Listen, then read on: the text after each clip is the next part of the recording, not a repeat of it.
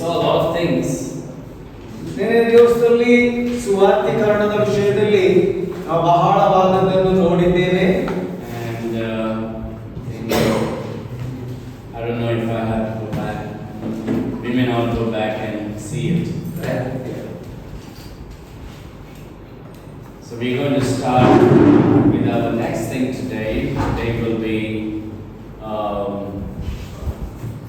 what we're going to see today. Thank you so much, sister. Thank you.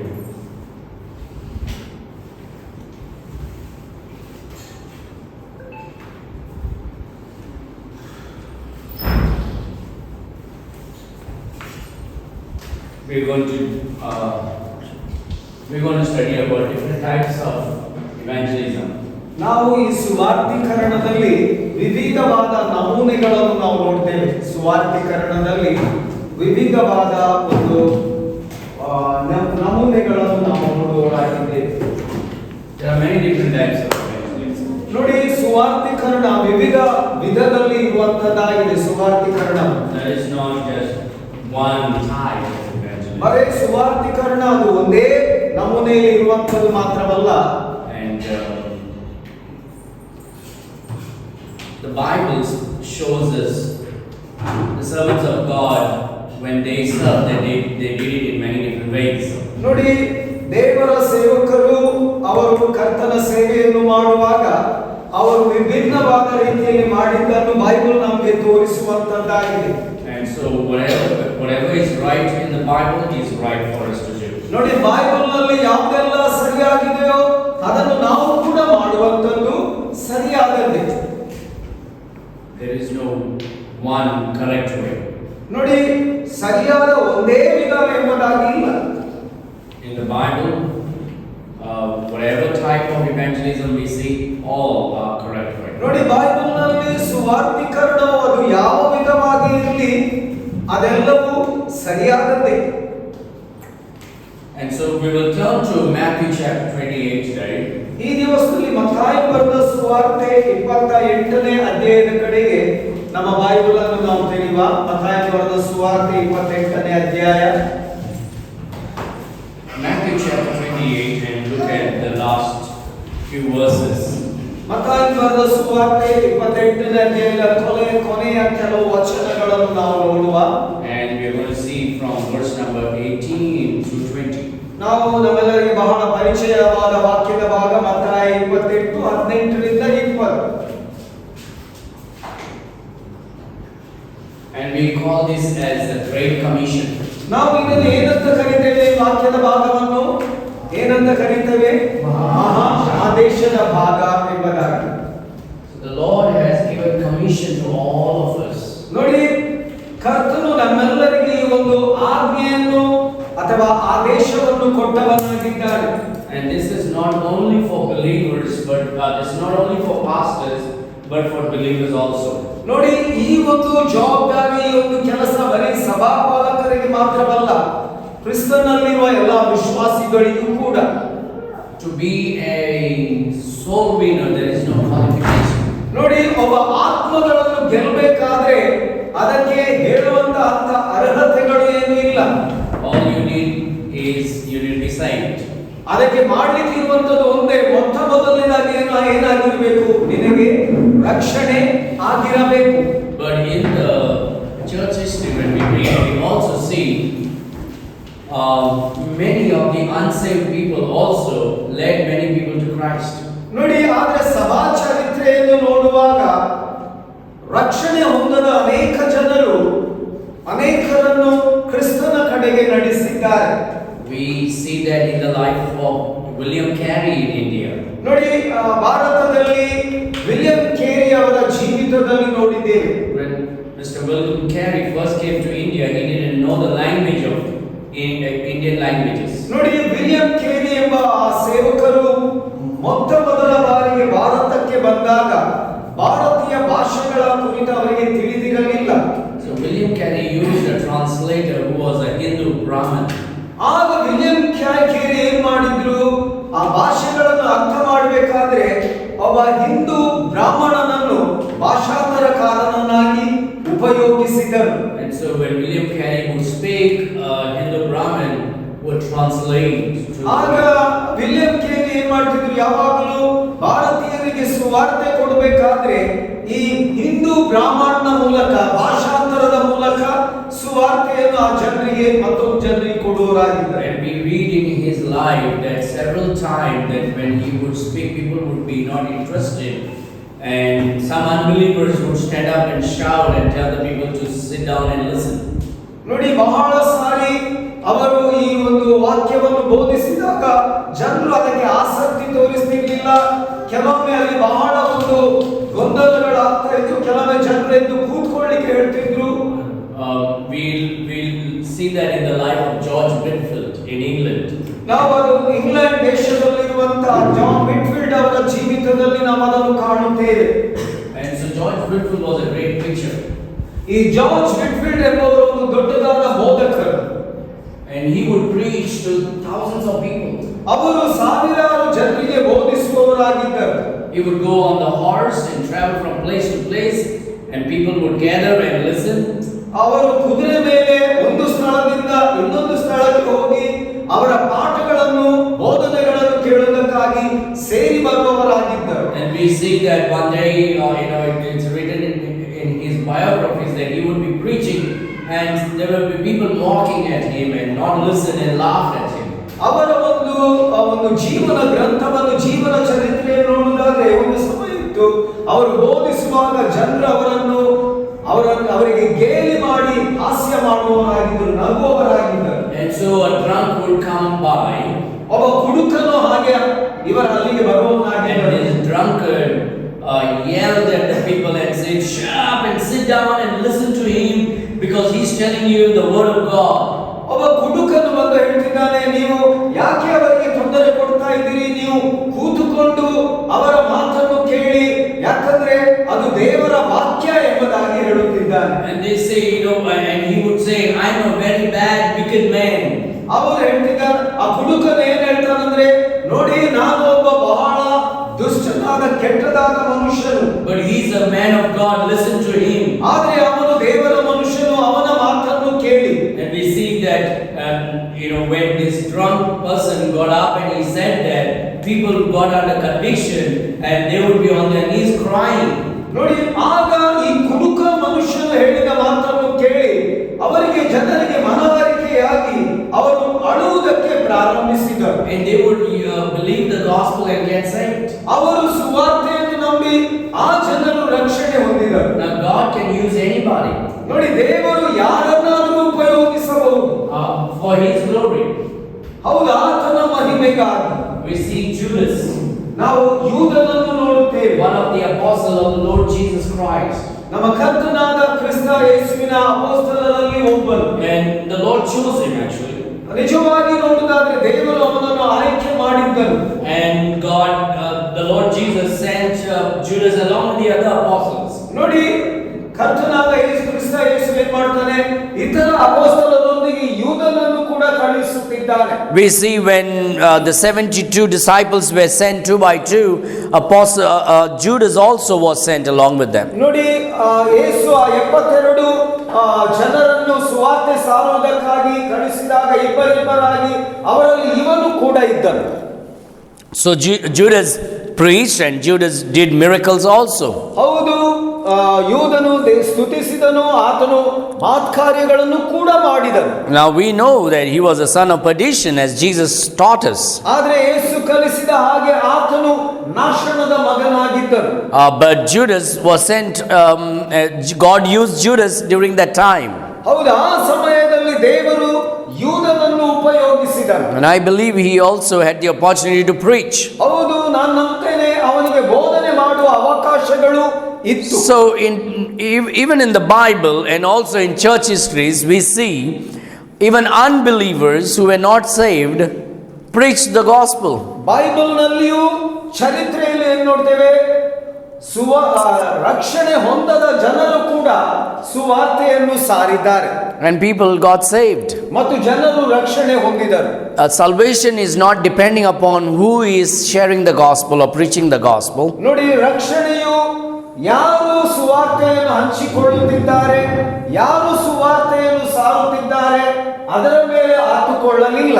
Salvation depends upon what the message that has been proclaimed. ರಕ್ಷಣೆ ಯಾವುದರ ಮೇಲೆ ಆತುಕೊಂಡಿದೆ ಅಂದ್ರೆ ಆ ರಕ್ಷಣೆಗಾಗಿ ಯಾವ ಸಂದೇಶ ಕೊಡಲ್ಪಡುತ್ತಾ ಇದೆ ಅದರ ಮೇಲೆ ಆತುಕೊಂಡಿದೆ. And yesterday we saw what is the gospel. ನಿನ್ನೆಯ ದಿವಸದಲ್ಲಿ ಸುವಾರ್ತೆ ಅಂದರೆ ಏನು ಎಂಬುದಾಗಿ ನೋಡಿದೆವು. How to correctly present the gospel to the unsaved. ರಕ್ಷಣೆ ಹೊಂದದವರಿಗೆ ಹೇಗೆ ಒಂದು ಸರಿಯಾದ ರೀತಿಯಲ್ಲಿ ಸುವಾರ್ತೆಯನ್ನು ಪ್ರಸ್ತುತಪಡಿಸುವುದು ಎಂಬುದಾಗಿ ನೋಡಿದೆವು. And we see that in the Bible, yesterday we saw that you have to make clear that the Lord Jesus is a true living God.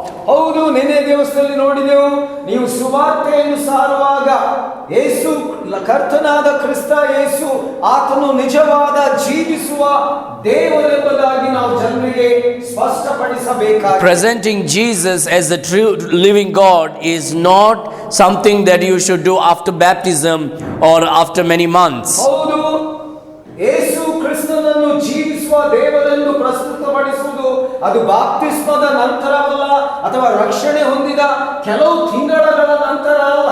But presenting Jesus as the true living God is the first thing in the gospel. ಹೌದು, ಸುವಾರ್ತೆಯಲ್ಲಿ ಮೊದಲ ವಿಷಯ ಯಾವುದಂದ್ರೆ ಯೇಸು ಕ್ರಿಸ್ತನು ಆತನು ಜೀವಿಸುವ ದೇವರಾಗಿದ್ದಾನೆ ಎಂಬುದಾಗಿ ತಿಳಿಸುವಂತದ್ದು. Because no one can be saved if they don't believe that Jesus is God.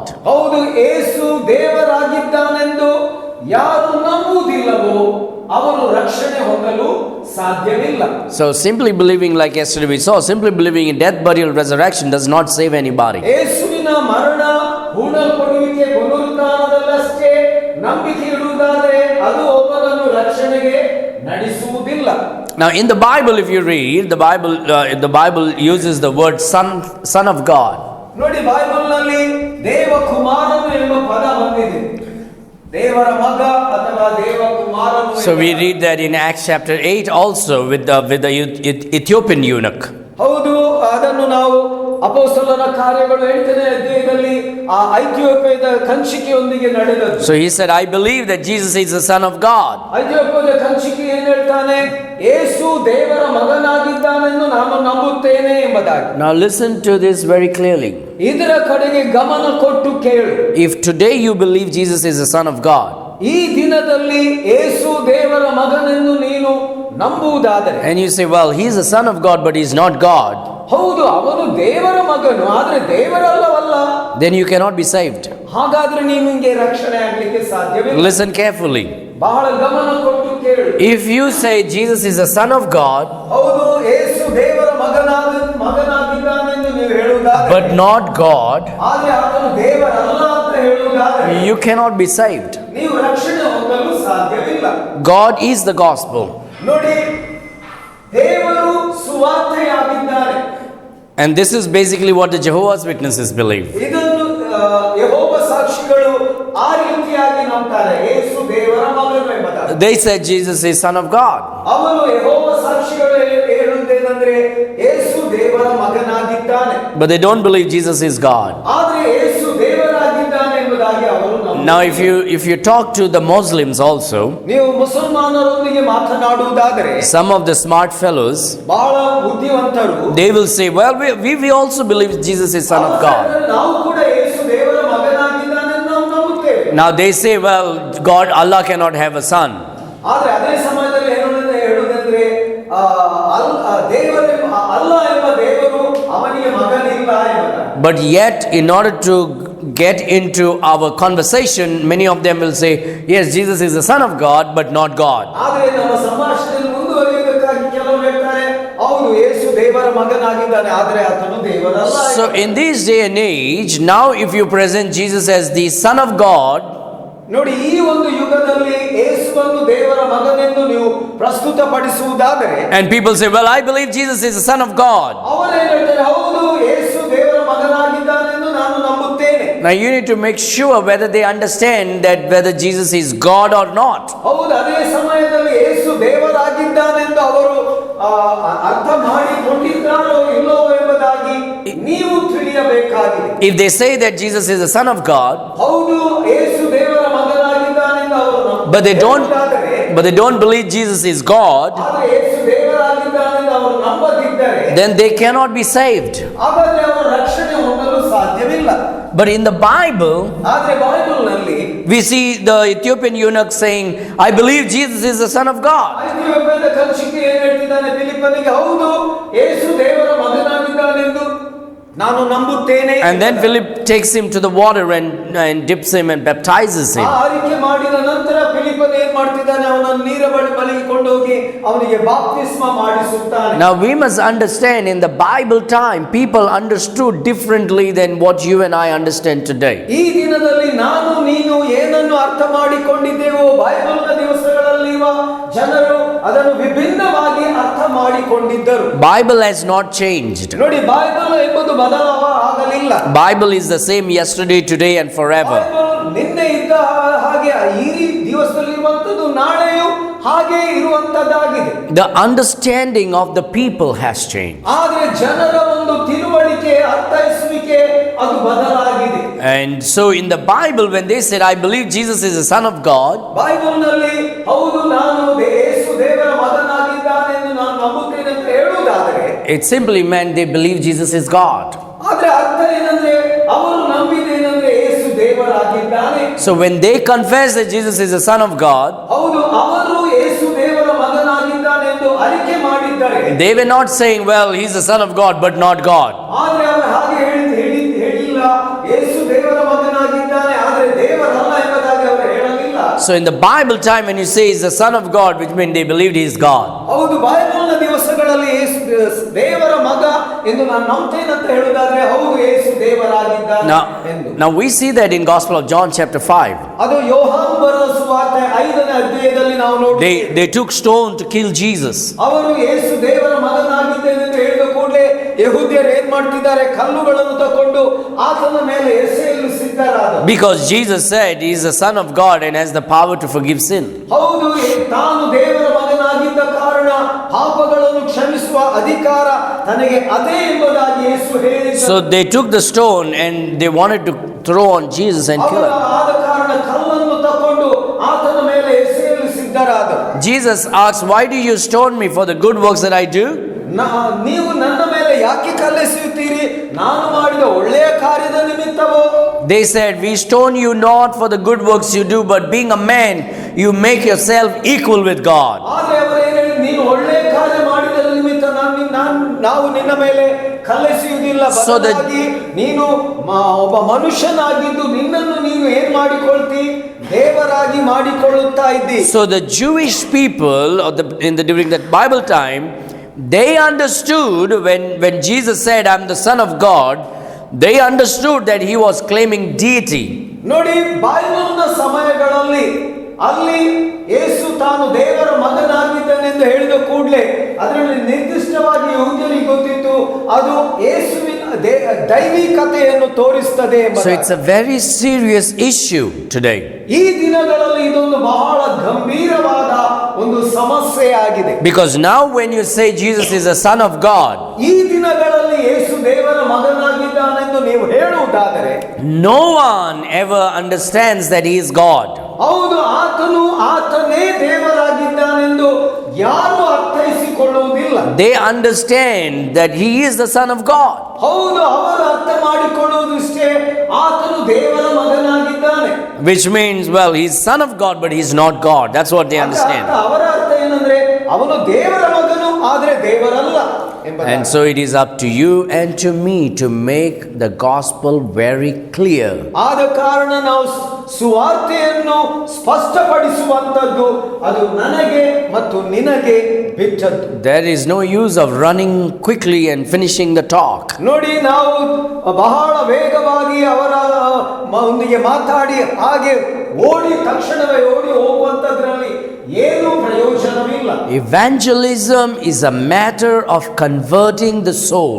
ಸುವಾರ್ತೀಕರಣವು ಅದು ಆತ್ಮಗಳನ್ನು ಬದಲಾಯಿಸುವ ಒಂದು ಕೆಲಸವಾಗಿದೆ. Now God is the one who converts the soul. ನೋಡಿ, ಆತ್ಮಗಳನ್ನು ಮಾರ್ಪಡಿಸುವವನು ಅದು ದೇವರಾಗಿದ್ದಾನೆ. But we are the sowers. ಆದರೆ ನಾವು ಬಿತ್ತುವವರಾಗಿದ್ದೇವೆ. An evangelist is a sower.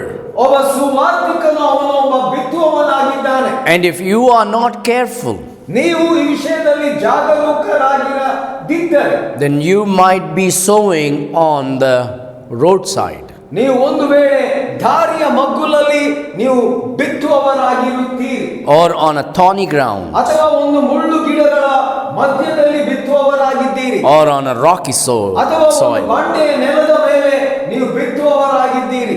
Our prayer ought to be, Lord, that I may sow in a good soil. ನಮ್ಮ ಪ್ರಾರ್ಥನೆ ಯಾವುದಾಗಿದೆ ಅಂದ್ರೆ, ಕರ್ತನೇ, ನಾನು ಬಿತ್ತುವಾಗ ಒಳ್ಳೆಯ ನೆಲದಲ್ಲೇ ನಾನು ನನ್ನ ಬೀಜವನ್ನು ಬಿತ್ತಬೇಕು. A good soil is a soil where people understand the gospel and get saved. ಹೌದು, ಒಳ್ಳೆಯ ನೆಲ ಏನಂದ್ರೆ, ನೀವು ಸುವಾರ್ತೆಯನ್ನು ಅವರಿಗೆ ಸಾರುವಾಗ ಆ ಸುವಾರ್ತೆಯನ್ನು ಅವರು ಅರ್ಥೈಸುವವರಾಗಿದ್ದಾರೆ. So a good sower first plows the field. ನೋಡಿ, ಒಬ್ಬ ಒಳ್ಳೆಯ ಬಿತ್ತುಗಾರನೇ ಅವನು ಏನ್ ಮಾಡ್ತಾನೆ, ಅವನು ಯಾವಾಗಲೂ ನೆಲವನ್ನು ಉಳುವವನಾಗಿದ್ದಾನೆ ಮೊದಲನೇದಾಗಿ. And so when you present the gospel as an evangelist, ನೀವು ಒಬ್ಬ ಸುವಾರ್ತಿಕನಾಗಿ ಒಬ್ಬನಿಗೆ ಸುವಾರ್ತೆಯನ್ನು ಪ್ರಸ್ತುತಪಡಿಸಿದಾಗ, when you do evangelism, ನೀವು ಸುವಾರ್ತೀಕರಣ ಮಾಡಿದಾಗ, you make sure that you are giving a clear presentation of the gospel. ಹೌದು, ನೀವು ಸುವಾರ್ತೆಯ ಒಂದು ಸ್ಪಷ್ಟವಾದ ಪ್ರಸ್ತುತಪಡಿಸುವಿಕೆಯನ್ನು ನೋಡುವುದನ್ನು ನೀವು And if ಕಲಿತುಕೊಳ್ಳಬೇಕು. you are going to preach Jesus is the Son of God, ಹೌದು, ಯೇಸು ದೇವರ ಮಗನಾಗಿದ್ದಾನೆಂದು ನೀವು ಬೋಧಿಸುವುದಾದರೆ, then you clearly make it very clear to people that what you meant when you say Jesus is the Son of ಹೌದು, God. ಯೇಸು ದೇವರ ಮಗನಾಗಿದ್ದಾನಂತ ಹೇಳುವುದಾದ್ರೆ ನೀವು ಜನರಿಗೆ ಇದನ್ನು ಸ್ಪಷ್ಟಪಡಿಸಬೇಕು, ಅದರ ನಿಜವಾದ ಅರ್ಥ ಏನು ಎಂಬುದಾಗಿ. Because otherwise you will be misleading a lot of people. ಹಾಗೆ ಮಾಡದಿದ್ದರೆ ನೀವು ಬಹಳ ಜನರನ್ನು ಒಂದು ತಪ್ಪಾಗಿ ಮಾರ್ಗದರ್ಶಿಸುವವರಾಗಿದ್ದೀರಿ. They may come to your church. ಅವರು ನಿಮ್ಮ ಸಭೆಗೆ ಬರಬಹುದು. They may become good members of your church. ಅವರು ನಿಮ್ಮ ಸಭೆಯ ಒಳ್ಳೆಯ ಸದಸ್ಯರಾಗಬಹುದು. And they may worship Jesus. ಅವರು ಯೇಸುವನ್ನು ಆರಾಧಿಸಬಹುದು. They may read the Bible. ಅವರು ಬೈಬಲ್ ಅನ್ನು ಓದಬಹುದು. They may give good offerings. ಅವರು ಒಳ್ಳೆಯ ಒಂದು ಕಾಣಿಕೆಯನ್ನು ಕೊಡಬಹುದು. But they may not be saved. ಆದರೆ ಅವರು ರಕ್ಷಣೆ ಹೊಂದಲಿಕ್ಕೆ ಸಾಧ್ಯವಿಲ್ಲ. Because they believe Jesus is the Son of God. ಅವರು ಇಷ್ಟೇನು ಅಂತಾರೆ, ಯೇಸು ದೇವರ ಮಗನು. But they don't believe He is God. ಆದರೆ ಆತನೇ ದೇವರಾಗಿದ್ದಾನೆಂದು ಅವರು ನಂಬುವುದಿಲ್ಲ. It's only when they understand Jesus is God, ಯೇಸು ದೇವರಾಗಿದ್ದಾನೆಂದು ಅವರು ಯಾವಾಗ ಅರ್ಥೈಸುತ್ತಾರೋ, it is then that they get saved. ಆಗ ಅವರು ರಕ್ಷಣೆಗೆ ಬರುತ್ತಾರೆ.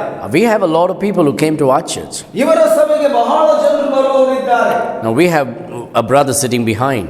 ನೋಡಿ, ನಮಗೆ ಒಬ್ಬ ಸಹೋದರಲ್ಲಿದ್ದಾರೆ. He was a Muslim. ಅವರು ಮುಸಲ್ಮಾನರಾಗಿದ್ದರು. And he came out of Islam and he became a Catholic. ಅವರು ಏನ್ ಮಾಡಿದ್ರು, ಮುಸ್ಲಿಮನಿಂದ ಹೊರಗೆ ಬಂದು ಕಥೋಲಿಕರಾದರು. And then after that he joined the Pentecostal movement. ಅಲ್ಲಿಂದ ಅವರು ಪೆಂಟೆಕೋಸ್ಟಲ್ ಚಳುವಳಿಯವರನ್ನು ಸೇರಿಕೊಂಡರು. And there he got baptized. ಅಲ್ಲಿ ಅವರಿಗೆ ಬಾಪ್ತಿಸ್ಮವಾಯಿತು. And during the Corona time, the lockdown, ಕೊರೋನಾದ ಅವಧಿಯಲ್ಲಿ ಸಮಯದಲ್ಲಿ, that's when we started having communication. ಆಗ ನಾವು ಆ ಒಂದು ಸಂಪರ್ಕವನ್ನು ಪ್ರಾರಂಭ ಮಾಡಿದೆವು. And I would go to his house and have prayer meetings. ನಾನು ಅವರ ಮನೆಗೆ ಹೋಗಿ ಅವರ ಮನೆಯಲ್ಲಿ ಒಂದು ಪ್ರಾರ್ಥನಾ ಕೂಟಗಳನ್ನು ಪ್ರಾರಂಭಿಸಿದೆ. And during that time he and his wife understood the gospel. ಆ ದಿನದ ಆ ಸಮಯಗಳಲ್ಲಿ ಅವರು ಮತ್ತು ಅವರ ಪತ್ನಿ ಸುವಾರ್ತೆಯನ್ನು ಅರ್ಥೈಸಿಕೊಂಡರು. That's when he understood what the true gospel is. ಹೌದು, ನಿಜವಾದ ಸುವಾರ್ತೆ ಯಾವುದೆಂಬುದಾಗಿ ಆ ದಿನದಲ್ಲಿ ಅವರು ಅರ್ಥೈಸಿಕೊಂಡರು. And that's when he got baptized after salvation. ನೋಡಿ, ರಕ್ಷಣೆಯ ನಂತರ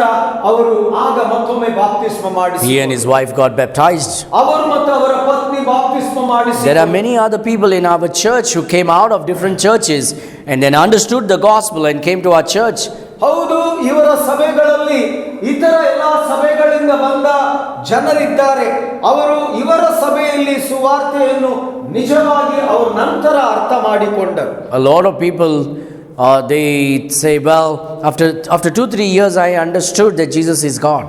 ಹೌದು, ಬಹಳ ಜನರು ಹೇಳುವುದೇನೆಂದ್ರೆ, 2-3 ವರ್ಷದ ನಂತರ ನನಗೆ ಗೊತ್ತಾಯಿತು, ಯೇಸು ಬರೇ ದೇವರ ಮಗನು ಮಾತ್ರ ಅಲ್ಲ, ಆತನು ಯಾರಾಗಿದ್ದಾನೆ, They say, ದೇವರಾಗಿದ್ದಾನೆ.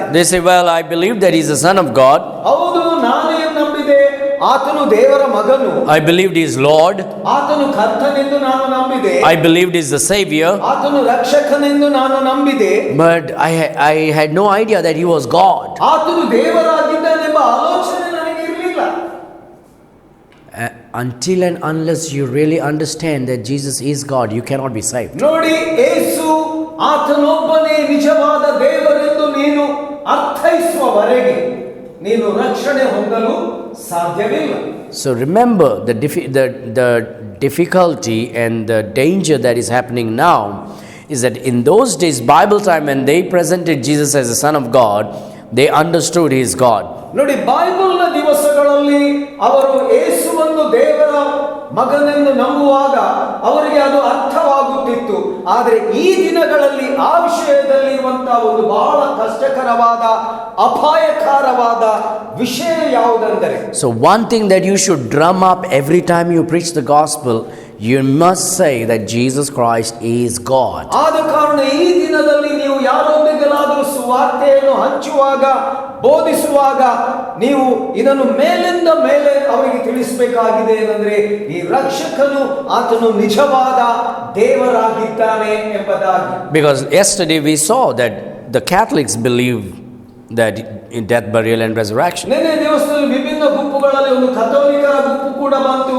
ಅವರು ಕೂಡ ಯೇಸುವಿನ ಮರಣ, ಉಣಲ್ಪಡುವಿಕೆ, ಪುನರುತ್ಥಾನದಲ್ಲಿ ನಂಬಿಕೆ ಇಟ್ಟಿದ್ದಾರೆ. The Jehovah's Witnesses believe in death, burial and resurrection. ಯೆಹೋವ ಸಾಕ್ಷಿಗಳು ಕೂಡ ಯೇಸುವಿನ ಮರಣ, ಉಣಲ್ಪಡುವಿಕೆ, ಪುನರುತ್ಥಾನದಲ್ಲಿ ನಂಬಿಕೆ ಇಟ್ಟಿದ್ದಾರೆ. The Mormons believe in death, burial and resurrection. Mormon ಪಂಗಡದವರು ಕೂಡ ಯೇಸುವಿನ ಮರಣ, ಉಣಲ್ಪಡುವಿಕೆ, ಪುನರುತ್ಥಾನದಲ್ಲಿ ನಂಬಿಕೆ ಇಟ್ಟಿದ್ದಾರೆ. The Seventh-day Adventists believe in death, burial and resurrection. Seventh day Adventist ಅವರು ಕೂಡ ಯೇಸುವಿನ ಎಲ್ಲಾ ಕಾರ್ಯಗಳ ಮೇಲೆ ನಂಬಿಕೆ ಇಟ್ಟಿದ್ದಾರೆ.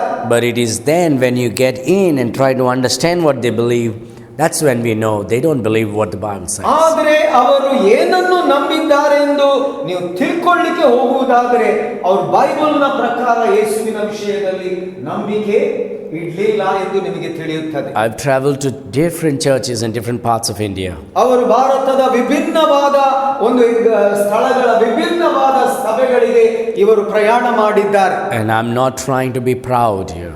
ಇಲ್ಲಿ ನಾನು ಒಂದು ಅಹಂಭಾವಿಯಾಗಿ ಇರಲಿಕ್ಕೆ, ಗರ್ವಿಷ್ಠನಾಗಿರ್ಲಿಕ್ಕೆ ಪ್ರಯತ್ನಿಸುವುದಿಲ್ಲ. So many people are in the building. ಬಹಳ ಜನರು ಈ ಕಟ್ಟಡದೊಳಗೆ ಇರುವವರಾಗಿದ್ದಾರೆ. But many people don't understand the gospel. ಆದರೆ ಬಹಳ ಜನರು ಇನ್ನೂ ಕೂಡ ಸುವಾರ್ತೆಯನ್ನು ಅರ್ಥ ಮಾಡಿಕೊಳ್ಳಲಿಲ್ಲ. They are baptized. ಅವರಿಗೆ ಬಾಪ್ತಿಸ್ಮವಾಗಿದೆ. They are permanent church. They are regular in the church. ಅವರು ಸಭೆಯಲ್ಲಿ ಯಾವಾಗಲೂ ನಿರಂತರವಾಗಿ ಬರುತ್ತಾರೆ. But they are not saved. ಆದರೆ ಅವರಿಗೆ ರಕ್ಷಣೆ ಆಗಲಿಲ್ಲ. I remember in the year 2013. ನನಗೆ ನೆನಪದೆ 2013ನೇ ವರ್ಷದಲ್ಲಿ. And it was in the month of September. ಅದು ಹೆಚ್ಚಿನ ನಿಮಿಷ ಸೆಪ್ಟೆಂಬರ್ ತಿಂಗಳಿನಲ್ಲಿ. I was in Andhra Pradesh. ಇವರು ಆಂಧ್ರ ಪ್ರದೇಶದಲ್ಲಿ ಇದ್ದರು. And there was a church that had about 250 people, I guess. ನೋಡಿ, ಇಲ್ಲಿ ಹಾಗೆ ಅಲ್ಲಿ ಕೂಡ ಸಾಧಾರಣ 250 ಜನ ಸದಸ್ಯರಿದ್ದರು. So I was preaching the gospel. ನಾನು ಅಲ್ಲಿ ಸುವಾರ್ತೆಯನ್ನು ಬೋಧಿಸುತ್ತಾ ಇದ್ದೆ. And suddenly the rain came. ತಕ್ಷಣವೇ ಮಳೆ ಬಂತು. Now it was a village church. ಅದೊಂದು ಹಳ್ಳಿಯ ಒಂದು ಸಭೆಯಾಗಿದೆ. But the pastor had done some great work there. ಆದರೆ ಸಭಾಪಾಲಕರು ಏನೋ ಒಂದು ದೊಡ್ಡ ಕೆಲಸ ಮಾಡಿದರು. And he was able to bring a lot of people to the church. ಅವರು ಏನು ಮಾಡಿದ್ರು, ಬಹಳ ಜನರನ್ನು ಸಭೆಗೆ ತರಲಿಕ್ಕೆ ಅವರಿಗೆ ಸಾಧ್ಯವಾಯಿತು. And so that the people were packed. ಆ ಸಭೆ ಜನರಿಂದ ತುಂಬಿ ತುಳುಕುತ್ತಿತ್ತು. Suddenly the rain came while I was in the middle of my message. ಇವರ ಒಂದು ಸಂದೇಶದ ಮಧ್ಯಭಾಗದಲ್ಲಿ ತಕ್ಷಣವೇ ಬಿರುಸಾದ ಮಳೆ ಬಂತು. And suddenly all people got up. ತಕ್ಷಣವೇ ಎಲ್ಲ ಜನರು ಎದ್ದು ನಿಂತರು. And there was 3 doors. ಅಲ್ಲಿ ಬರೇ 3 ಬಾಗಿಲುಗಳು ಮಾತ್ರ ಇತ್ತು. One was the main door. ಒಂದು ಮುಖ್ಯ ಬಾಗಿಲು. And there was one on the left and one on the right. ಒಂದು ಎಡಬದಿಯಲ್ಲಿ ಮತ್ತೊಂದು ಬಲಭಾಗದಲ್ಲಿ ಬಾಗಿಲು. All the people got up and went from all 3 doors outside the church building. ಎಲ್ಲ ಜನರು ಎದ್ದು ಸಭಾ ಕಟ್ಟಡದಿಂದ ಹೊರಗೆ ಹೋಗಿಬಿಟ್ಟರು. No one was inside. Even I'm preaching that time. ಇವರು ಬೋಧಿಸುತ್ತಿದ್ದಾಗಲೂ ಕೂಡ ಅಲ್ಲಿ ಯಾರು ಒಳಗೆ ಇಲ್ಲ. The whole church building got empty. ಎಲ್ಲ ಆ ಸಭೆಯ ಕಟ್ಟಡ ಬರಿದಾಯಿತು. Why did they run during the rain? ಮಳೆಯ ಸಮಯದಲ್ಲಿ ಯಾಕೆ ಹೊರಗೆ ಓಡಿದರು? Because they had put clothes for drying. ಅವರು ಯಾಕಂದ್ರೆ ಅಲ್ಲಿ ಬಟ್ಟೆ ಒಣಗಲಿಕ್ಕೆ ಹಾಕಿದ್ದರು. So they had to take care of their clothes because otherwise it would be wet and all their hard work would be ruined. ಬಟ್ಟೆ ವಿಷಯದಲ್ಲಿ ಅವರು ಜಾಗರೂಕರಾಗಿರಬೇಕಿತ್ತು, ಇಲ್ಲದ್ರೆ ಅದು ಒದ್ದೆ ಆಗುತ್ತಿತ್ತು. So I sat and waited. The pastor said they'll come back. ಆದ ಕಾರಣ ಇವರ ಅಲ್ಲಿ ಆ ಸಭಾಪಾಲಕರು ಹೇಳಿದ್ರು ಅವರು ಹಿಂತಿರುಗಿ ಬರ್ತಾರೆ. And those people came back. ಮತ್ತು ಅವರು ಹಿಂತಿರುಗಿ ಬಂದರು. They all came back. ಅವರೆಲ್ಲರೂ ಹಿಂತಿರುಗಿ ಹಿಂತಿರುಗಿ ಬಂದರು. And so I started preaching again ಮತ್ತೊಮ್ಮೆ ಇವರು ಬೋಧಿಸಲಿಕ್ಕೆ ಪ್ರಾರಂಭಿಸಿದರು. and preached the gospel. ಸುವಾರ್ತೆಯನ್ನು ಸಾರುತ್ತಾ ಸಾರುತ್ತಾ ಹೋದರು. Only eternity will tell me what happened that day. ನೋಡಿ, ಆ ದಿನದಲ್ಲಿ ಏನು ಆಯಿತು ಎಂಬುದು ನಿತ್ಯತ್ವ ಮಾತ್ರ ಹೇಳಲಿಕ್ಕೆ ಸಾಧ್ಯವದೆ. Was that just an emotional thing about the people that day? ಆ ದಿನದಲ್ಲಿ ಜನರಿಗೆ ಅದೊಂದು ಭಾವನಾತ್ಮಕವಾಗಿತ್ತೋ, Or did they really understood the gospel that I preached? ನಾನು ಬೋಧಿಸಿದ ಆ ಒಂದು ಸುವಾರ್ತೆಯನ್ನು ಅವರು ನಿಜವಾಗಿ ಅರ್ಥೈಸಿಕೊಂಡಿದ್ದಾರೋ? But this is what happened. ಆದರೆ ಅಲ್ಲಿ ನಡೆದದ್ದು ಇದು ಆಗಿದೆ. After I preached the gospel, ಇವರು ಸುವಾರ್ತೆಯನ್ನು ಬೋಧಿಸಿದ ನಂತರ I gave an invitation. ಅವರಿಗೆ ಒಂದು ಆಹ್ವಾನ ಕೊಡಲಾಯಿತು. And they all were kneeling down and crying and asking God to forgive them. ಅವರೆಲ್ಲರೂ ಮೊಣಕಾಲೂರಿ ದೇವರನ್ನು ತಮ್ಮನ್ನು ಕ್ಷಮಿಸಬೇಕೆಂದು ಬೇಡಿಕೊಂಡರು. So I said, there was no place for people to come in front. ನೋಡಿ, ಅಲ್ಲಿ ಜನರಿಗೆ ಮುಂದೆ ಬರಲಿಕ್ಕೆ ಯಾವ ಒಂದು ಸ್ಥಳದ ಅವಕಾಶವಿರಲಿಲ್ಲ. The building was completely packed with people. ಆ ಕಟ್ಟಡವು ಇಡೀ ಜನರಿಂದ ತುಂಬಿ ತುಳುಕುತ್ತಿತ್ತು. So I said, those who like to receive the Lord Jesus, would you please stand? I'll pray for you. ನಾನು ಹೇಳಿದೆ, ನಿಮ್ಮಲ್ಲಿ ಯಾರೆಲ್ಲ ಕರ್ತನಾದ ಯೇಸುವನ್ನು ಅಂಗೀಕಾರ ಮಾಡಲಿಕ್ಕೆ ನೀವು ಮನಸ್ಸು ಮಾಡಿದ್ರೆ ನೀವು ದಯಮಾಡಿ ಎದ್ದು ನಿಲ್ಲಿ. And all of them got up. ಆಗ ಎಲ್ಲರೂ ಎದ್ದು ನಿಂತರು. Then I thought they did not understand what I'm saying. ಆಗ ಇವರಿಗೆ ಗೊತ್ತಾಯ್ತು, ಇವರು ಏನು ಹೇಳ್ತಾ ಇದ್ದಾರೆ ಅವರಿಗೆ ಅರ್ಥವಾಗಲಿಲ್ಲ. So I told them, sit. ಇವರು ಹೇಳಿದ್ರು, ಸ್ವಲ್ಪ ದಯಮಾಡಿ ಎಲ್ಲರೂ ಕೂತ್ಕೊಳ್ಳಿ. I said, listen to me carefully. ನಾನು ಹೇಳುವುದನ್ನು ಗಮನ ಕೊಟ್ಟು ಕೇಳಿ. All those who believe that you would go to hell and you don't want to go to hell, you want Jesus to forgive your sin, would you please stand? And you want to get saved, you believe the gospel and so you want to get saved, would you stand? I would like to pray for you. ನಾನು ಹೇಳಿದೆ, ಹೌದು, ನೀವೆಲ್ಲರೂ ನರಕ ಹೋಗುವವರು, ಆದರೆ ನೀವು ರಕ್ಷಣೆ ಹೊಂದಬೇಕಾದ್ರೆ, ಯೇಸು ನಿಮ್ಮ ಪಾಪಗಳನ್ನು ಕ್ಷಮಿಸಬೇಕಾದ್ರೆ ನೀವು ಆತನನ್ನು ಅಂಗೀಕಾರ ಮಾಡಬೇಕಾಗಿದೆ ಎಂಬುದಾಗಿ.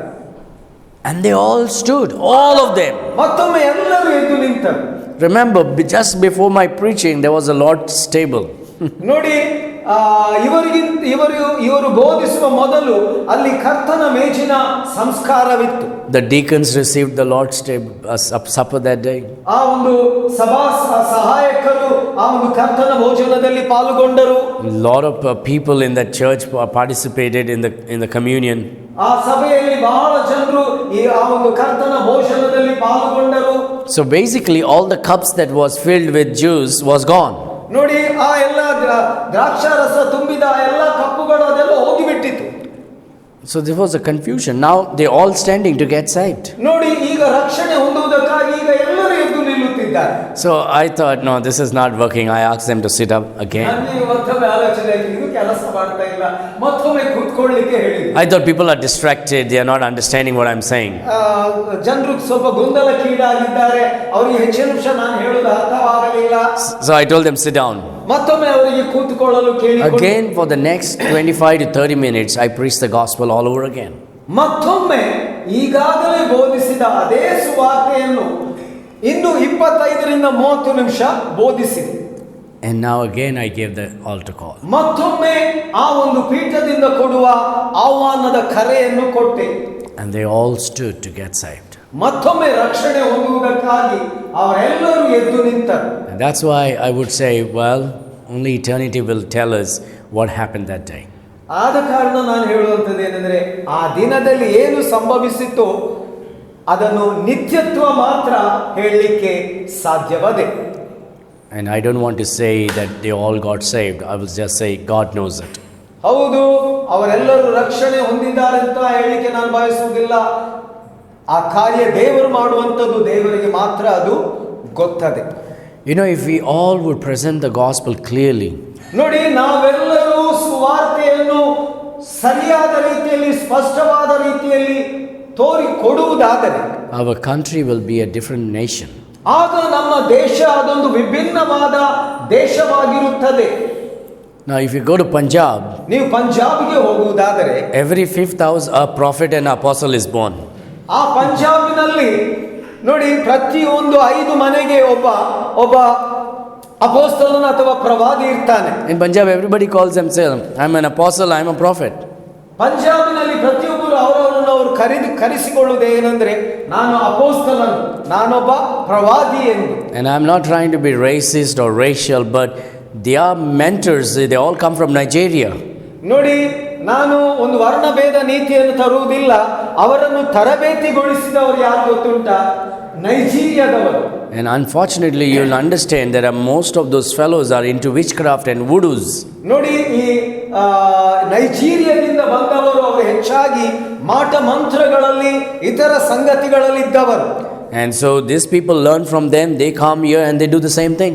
ನೋಡಿ, ಈ ಪಂಜಾಬ್ನ ಜನರು ಆ ವ್ಯಕ್ತಿಗಳಿಂದ ಕಲಿತದ ಅದೇ ಸಂಗತಿಗಳನ್ನು ಮಾಡುತ್ತಿದ್ದಾರೆ. Now you know about Bajinder Singh. ನಿಮಗೆ ಗೊತ್ತುಂಟು ನೆನೆಸ್ತೇನೆ, ಬಜಿಂದರ್ ಸಿಂಗ್ ಎಂಬುದಾಗಿ. Who is that other guy? Ankur Narula. ಇನ್ನೊಬ್ಬರು ವ್ಯಕ್ತಿಯನ್ನು ಹೇಳಿದ್ರು ಅವರು. And you see these people and they have large, huge crowds. ಅವರಿಗೆ ಅಗಾಧವಾದ ಗುಂಪುಗಳಿವೆ. Now you must ask, how many of them are truly saved and how many times these people preach the gospel? ಹೌದು, ನೀವು ಕೇಳಿಕೊಳ್ಳಬೇಕಾಗಿದೆ, ಅವರಲ್ಲಿ ಎಷ್ಟು ಜನರು ರಕ್ಷಣೆ ಹೊಂದಿದೆ, ಈ ಜನರಿಗೆ ಎಷ್ಟು ಬಾರಿ ಸುವಾರ್ತೆ ಸಾರಲಾಗಿದೆ. They are all there because of healing and prophecy. ನೋಡಿ, ಅವರೆಲ್ಲ ಯಾಕೆ ಅಲ್ಲಿ? ಅವರಿಗೆ ಸ್ವಸ್ಥತೆ ಆದದಕ್ಕಾಗಿ, ಅವರಿಗೆ ಮೇಲಿಂದ ಮೇಲೆ ಪ್ರವಾದನೆಗಳನ್ನು ಕೇಳುವುದರ ನಿಮಿತ್ತ. And they'll say, prophesy, Papa, prophesy, I receive. ಹೌದು, it's become a fashion today. ಹೌದು, ಅಲ್ಲಿ ಪ್ರವಾದನೆ ಆಗ್ತಾ ಇದೆ, ನಾನು ಸ್ವೀಕಾರ ಮಾಡಿಕೊಂಡೆ, ಅದು ಈ ದಿನದ ಒಂದು ಶೈಲಿ ಆಗಿದೆ. Most of them, they don't know the gospel. ಅವರಲ್ಲಿ ಹೆಚ್ಚಿನವರಿಗೆ ಸುವಾರ್ತೆ ಅಂದ್ರೆ ಏನು ಎಂಬುದಾಗಿ ತಿಳಿದಿಲ್ಲ. And when you go in the America, ನೀವು ಅಮೆರಿಕ ದೇಶಕ್ಕೆ ಹೋದಾಗ, and I'm sure Pastor Zach is aware of these things. ಖಂಡಿತ ಗೊತ್ತುಂಟು ಪಾಸ್ಟರ್ ಝಾಕ್ ಅವರಿಗೆ ಇದರ ತಿಳುವಳಿಕೆ ಅದೇ. He understands I'm sure he understands some of the tricks Indian pastors would play in America. ಭಾರತೀಯ ಸಭಾಪಾಲಕರು ಅಮೆರಿಕದಲ್ಲಿ ಮಾಡುವ ಕೆಲವು ತಂತ್ರಗಳನ್ನು ಅವರು ಅರ್ಥ ಮಾಡಿಕೊಂಡಿದ್ದಾರೆ. Because in America they think the Spirit of God is sweeping in India. ಅವರು ಏನು ಯೋಚನೆ ಮಾಡ್ತಾರೆ ಅಮೆರಿಕದ ಜನರು, ದೇವರ ಆತ್ಮನು ಭಾರತದಾದ್ಯಂತ ಅದು ಹೀಗೆ ಬೀಸುತ್ತಾ ಇದೆ ಎಂಬುದಾಗಿ. Thousands and thousands of people getting saved. ಸಾವಿರಾರು ಜನರು ರಕ್ಷಣೆ ಹೊಂದುತ್ತಿದ್ದಾರೆ. I was in America in 2018. ಇವರು 2018 ಇಸ್ವಿಯಲ್ಲಿ ಇವರು ಅಮೆರಿಕದಲ್ಲಿದ್ದರು. And a pastor was driving me and we were talking in the car. ಹೌದು, ಇವರ ಸಭಾಪಾಲಕರು ಇವರನ್ನು ವಾಹನದಲ್ಲಿ ಕೊಂಡೊಯ್ಯುತ್ತಿದ್ದರು. ಆ ಸಮಯದಲ್ಲಿ ಒಬ್ಬರಿಗೊಬ್ಬರು ಇವರು ಮಾತನಾಡಿಕೊಳ್ಳುತ್ತಿದ್ದರು. He says, hey brother, do you know this preacher?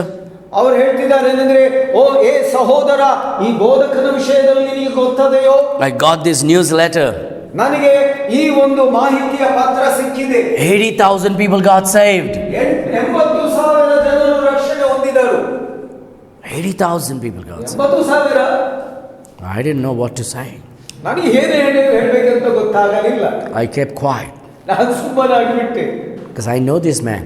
ಯಾಕಂದ್ರೆ ನನಗೆ ಈ ವ್ಯಕ್ತಿಯ ವಿಷಯದಲ್ಲಿ ಗೊತ್ತದೆ. In his church there's hardly 25 people. ಯಾಕಂದ್ರೆ ಅವನ ಸಭೆಯಲ್ಲಿ ಕೇವಲ ಒಂದು 25 ಜನರಿಗಿಂತ ಕಡಿಮೆ ಜನರು ಇರುವವರು. But the newsletter said 80,000 people got saved. ಆದರೆ ಆ ಸಮಾಚಾರ ಹೇಳ್ತದೆ 80,000 ಜನರು ರಕ್ಷಣೆ ಹೊಂದಿದರು. The heart of American Christians are different than ours. ನೋಡಿ, ಅಮೆರಿಕದ ಕ್ರೈಸ್ತರ ಒಂದು ಹೃದಯ ಭಾರತೀಯರ ಹೃದಯಕ್ಕಿಂತ ವಿಭಿನ್ನವಾದದ್ದು. Because when they get something from the third world country, they are very, very compassionate heart. ನೋಡಿ, ಅವರು ಏನಾದರೂ ಒಂದು ಜಗತ್ತಿನ ಮೂರನೆಯ ರಾಷ್ಟ್ರದ ವಿಷಯಗಳನ್ನು ಹೊಂದುವುದಾದ್ರೆ ಅವರು ನಮ್ಮ ಕಡೆಗೆ ಒಂದು ಅಂತಃಕರುಣೆ ಉಳ್ಳವರಾಗಿರುತ್ತಾರೆ. If you say something, they'll believe everything just because you're a Christian, without doubt. ಕ್ರೈಸ್ತರಾದ ಕಾರಣ ನೀವು ಏನಾದರೂ ಹೇಳುವುದಾದ್ರೆ ಅವರು ತಕ್ಷಣವೇ ಅಂಗೀಕಾರ ಮಾಡ್ತಾರೆ. Now you tell me, I'm going to have something in back of my mind. ಹೌದು, ನೀವು ನನಗೆ ಏನಾದರೂ ಹೇಳಿ ನಾನು ಅದನ್ನು ನನ್ನ ಮೆದುಳಿನ ಹಿಂಭಾಗದಲ್ಲಿ ಇಟ್ಟುಕೊಳ್ಳುತ್ತೇನೆ. That's because we know each other. ಯಾಕಂದ್ರೆ ನಾವು ಒಬ್ಬರನ್ನೊಬ್ಬರು ಅರ್ಥ ತಿಳಿದಿದ್ದೇವೆ. But they will believe. ಆದರೆ ಅವರು ಅದನ್ನು ನಂಬುತ್ತಾರೆ. And a lot of wrong things have been spreading from our country. ನೋಡಿ, ನಮ್ಮ ದೇಶದಿಂದ ಬಹಳ ತಪ್ಪಾದದ್ದು ಅದು ಪ್ರಸಾರವಾಗುತ್ತಾ ಇದೆ. Unfortunately, the percentage of Christianity in India is still less than 3%.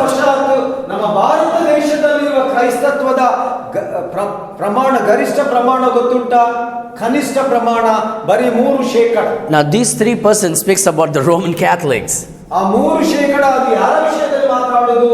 Roman ಕಥೋಲಿಕರ ವಿಷಯದಲ್ಲಿ. And all other cultic groups also involved in this thing. ಅದರಲ್ಲಿ ಇತರ ಒಂದು ಪಾಷಾಂಡ ಗುಂಪುಗಳು ಕೂಡ ಸೇರವೆ. And including them becomes 3%. ನೋಡಿ, ಅವರನ್ನು ಸೇರಿಸಿ ಬರೀ 3% ಮಾತ್ರ. So what would be the percentage of truly the born again Christians? ಹಾಗಾದ್ರೆ ನಿಜವಾಗಿ ತಿರುಗಿ ಹುಟ್ಟಿದ ಕ್ರೈಸ್ತರ ಒಂದು ಪ್ರಮಾಣ ಎಷ್ಟು ಇದೆ? You could just say 0.90. ನೀವು ಬರೇ 0.90 ಅಂತ ಹೇಳ್ಬಹುದು.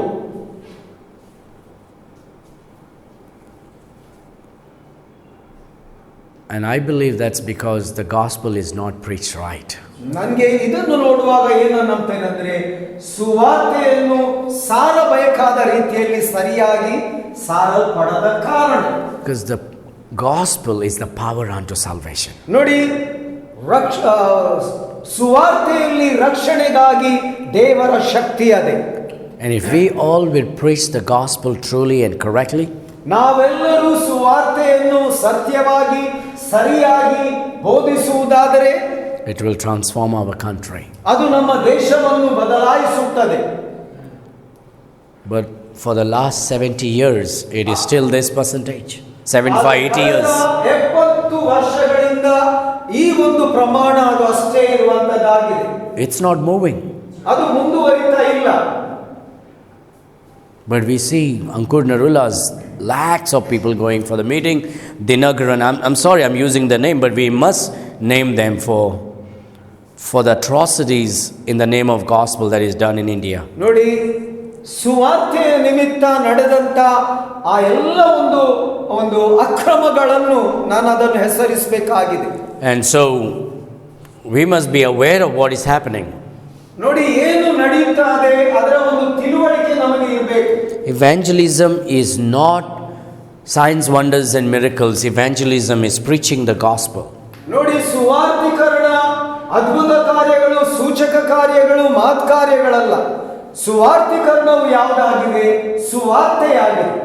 And I'm not saying God cannot do miracles. ನೋಡಿ, ದೇವರು ಅದ್ಭುತವನ್ನು ಮಾಡಲಿಕ್ಕೆ ಸಾಧ್ಯ ಇಲ್ಲ ಅಂತ ನಾನು ಹೇಳುತ್ತಾ ಇಲ್ಲ. God nobody can stop God from doing great things. ನೋಡಿ, ದೊಡ್ಡದಾದ ವಿಷಯವನ್ನು ಮಾಡುವ ವಿಷಯದಲ್ಲಿ ದೇವರನ್ನು ನಿಲ್ಲಿಸಲಿಕ್ಕೆ ಯಾರಿಂದಲೂ ಸಾಧ್ಯವಿಲ್ಲ.